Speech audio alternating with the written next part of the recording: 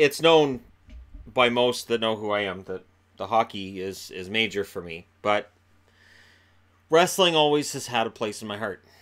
And based on what, let's turn this towards the cat. Let's get the cat on screen here, because there's gonna be people who don't necessarily like what I have to say. So let's just throw the cat on here.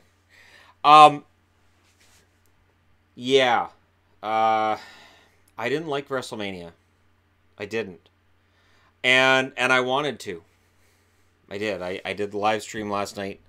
And yeah, my face doesn't lie. I wasn't enjoying it. And then I look at the grades the matches we're getting this morning, and like Triple H versus Batista is a good example. I didn't want that match. I didn't care. I thought it was over the top violent, and there was almost no actual wrestling in it. It was just, I thought, just a waste. And then I see somebody online giving it a grade of B+, and I'm like, okay, I don't know what good wrestling is anymore then.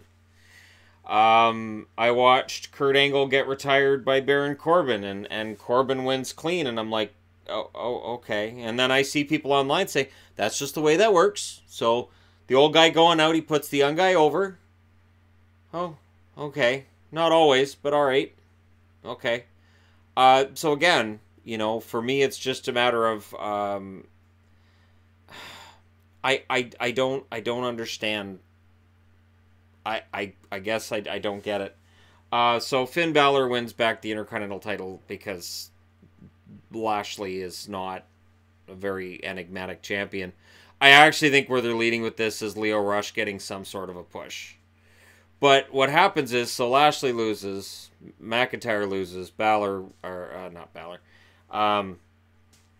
Baron Corbin wins. So tonight on Raw, you're going to get the three of them together again, and they're going to challenge Rollins, and you're going to have Roman come out, and oh, was I putting myself to sleep?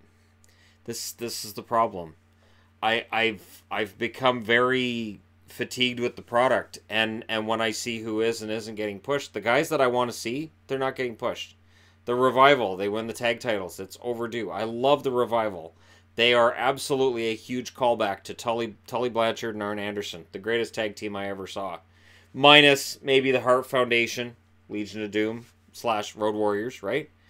But you know, they're a fantastic tag team, and because the company doesn't really seem to matter with tag teams, they give the belts to Ryder and Hawkins, and it's great that Hawkins' losing streak ends, but it's a quickly thrown together match.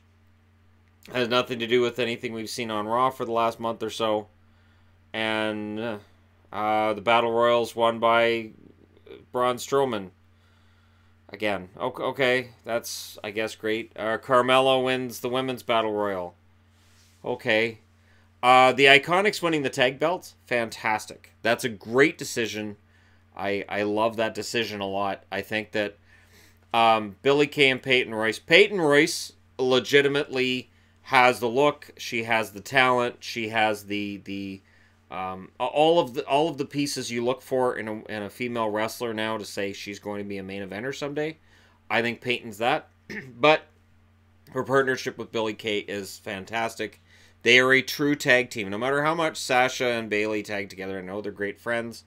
They don't seem like a true tag team to me. They're better off as singles wrestlers. The Iconics now as a tag team, fantastic. Let's bring up Kairi Sane and Io Shirai. Have them, you know, the Sky Pirates team up and go against the Iconics and see what kind of fantastic matches the four of them could put together.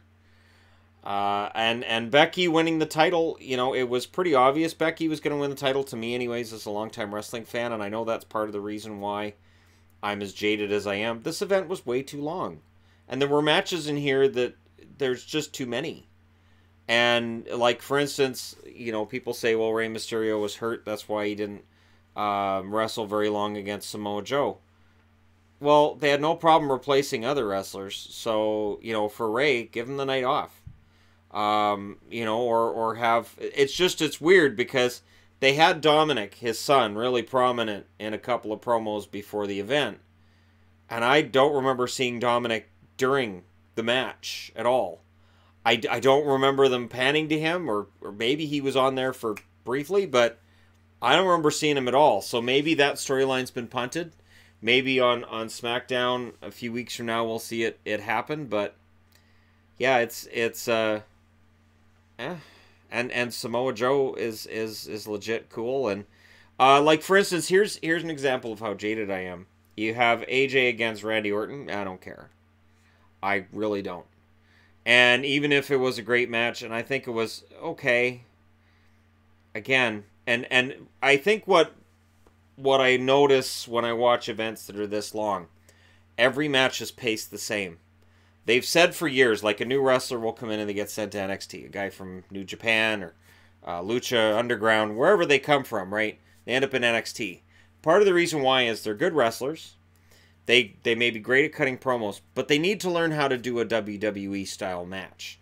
WWE has a certain way they pace their matches out, certain ways they wrestle, and I think that's part of the reason why the Young Bucks have never gone there. I think if the Young Bucks had ever actually gone to WWE, I think all of the things that make them fun would have been, yeah, you guys need to cut that out. The super kick every 10 seconds, yeah, you guys need to cut out all those super kicks. Make them mean something. Maybe do it at the end of the match and just leave the rest of the match just for your standard WWE moves. And I think that when you've got matches that so often now,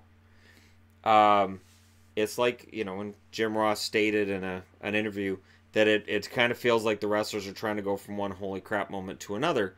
And we remember those moments, but the actual drama, the actual character creation, kind of left behind.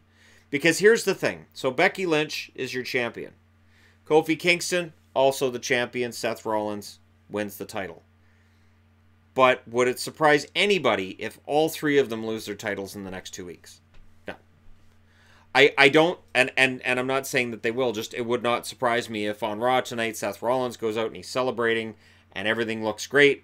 And then something happens, and the next thing you know, he's in a title match for next week, and he loses the belt next week to somebody else. Whether they could hot shot it onto Baron Corbin, say Baron Corbin should be champ. He's look at all the work he's been doing. He's been doing all, he deserves the shot at the title. And we as fans be told, well, that's the way that works. And I'm starting to see, and it's becoming really obvious to me the way this whole event was put together, that there will be fan service in some of the results, but the overall booking, the overall arc, the way that they do it, will still be by their own rules. And agreed. If you let fans do all the booking, you're going to have an absolutely muddled product. Because 1 week, the internet will be praising Kevin Owens. Owens should be champ. Then Owens wins the title. And then a couple weeks says, he's fat. He shouldn't have the belt. It should go to Daniel Bryan. Daniel Bryan gets it. And the next thing you know, it's Daniel Bryan's a darling of the company. He shouldn't have the title, but he's going to keep it because he's a darling of the company. Right? So there's definitely a fickle fan base. And for instance, Becky Lynch being another good example. For years, the internet, we want Becky. And then Becky's getting all this push and all this TV time. And then there's this backlash of, well, yeah, but this is too much. This is just too much. I don't think it is. I think Becky's earned it. I think she's busted her ass for years, and she's earned it. And I think it's great that she's won the title, not wearing steampunk and not going with some strange gimmick that's just whatever, just as herself. And that there was still a pretty loud reaction when she won. I don't like the fact that Ronda's shoulder appeared to kind of come up. I don't think it really did. And you know what, honestly? There are plenty of times where I'll watch a pinfall and I'm like, okay, that guy's shoulders totally weren't down. But they count the 3 because that's what the script tells them to do. So hopefully they don't make this big overblown deal of Ronda's shoulder appearing to be up. Because that's the finish that was supposed to happen apparently. That Ronda's shoulders were down and she was trying to brace herself for it. I think, it shows that Ronda played the entire WWE crowd with her whole anti-Becky posts on social media and on Twitter. They played the crowd really well. And fans need to admit they got worked. And that's why I never did a video on it. I was going to, and I thought, nah. Because again, if Ronda was posting something really negative about WWE and it was against policy, it would get pulled. they would contact her and say, you can't have that up there, and she'd pull it. There are plenty of times where WWE wrestlers have said or done things and it gets pulled. But this WrestleMania just left me feeling kind of exhausted. I didn't watch a lot of it. I watched, I want to say 30%. I didn't watch any of the pre-show at all. We went and watched a movie when I knew the pre-show was going to be on. I'm like, I don't care about the pre-show. And then Buddy Murphy loses the belt. Hopefully this means he's going to be on Raw tonight. And I would add to that, hopefully he doesn't just get to lose to whoever. Buddy Murphy is a fantastic wrestler and deserves a push. But, while John Cena comes out and fans go all nuts about it, and Hulk Hogan comes out at the start and fans go crazy for it, I was left going, Hogan, Cena. And I think, really, again, because I've watched wrestling for over 30 years, there's just certain things that I don't know. I'm wondering how much longer I stick with WWE. That being said, with Money in the Bank coming up, Money in the Bank is always fun. And so we'll watch your Money in the Bank. We'll see who gets their title shot and potentially a push this year. I think Money in the Bank could really help, but WrestleMania fell flat for me. And there were some spots that were really cool. I know everybody loved the Shane versus Miz match. I look at that and I think, Miz should be in the title picture, not fighting with the owner's kid, but I get it. Shane does some amazingly crazy spots, and Miz played along with him this year, so that's the way that turned out, and hopefully the fallout of this is that Miz gets in on the title picture. But I know Daniel Bryan will get a rematch with Kofi, and I don't think Kofi's going to hold the title for very long. I think he's had his WrestleMania moment, and I think they'll take the title off of him pretty quick. And I know people are expecting Big E to turn against him and the breakup of New Day. I really hope they don't go that predictable route. I'd like to see the three of them left together just because breaking up a faction happens all the time. It would be nice to see one stay together.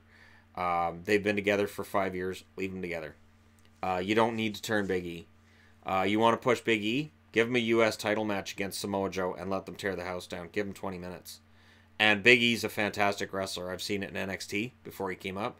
Very good wrestler in his own right. So, anyways, there you go. My take on WrestleMania.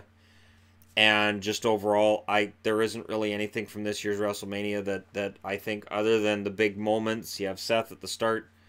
Very underwhelming way he won the title. People are going to say, well, there was 3 curb stomps. Yeah, but how many moves were actually in this match? What, 3? Like, you have the suplex, the nut shot, and this curb stomp. Like, there's really nothing to this. And again, everybody gets all excited about Brock Lesnar. Oh, Brock Lesnar, and I get it. And the thing is, his matches suck. They're just, there's no, the matches themselves get into a very predictable pattern. And really, honestly, if I don't know, for Seth, I don't think it does a whole lot that he has to nut shot Brock Lesnar. So you can go out there tonight like, oh, I beat Brock. Really, you cheated. Okay, fine. You beat him, whatever.